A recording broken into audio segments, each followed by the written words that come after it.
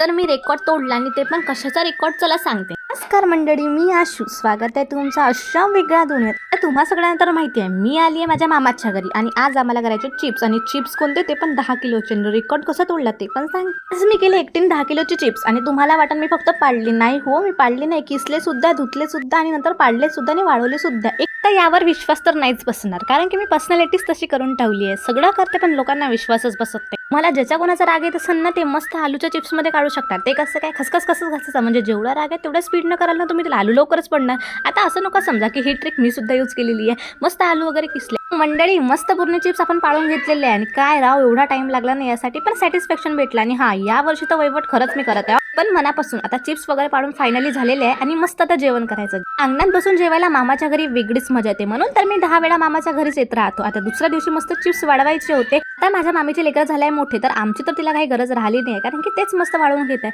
आता मस्त उकडले चिप्स आता वाढवायला घेऊ आणि वाढवण्यात सगळ्याचा भागीदार आहे, कारण हे काम खूपच किचकट आहे. आणि उकडल्याबरोबर चिप्स तुम्ही सुद्धा खाता का? मी सुद्धा खाते. आता मस्त आम्ही चिप्स टाकतो, तुम्ही काय करा, फॉलो.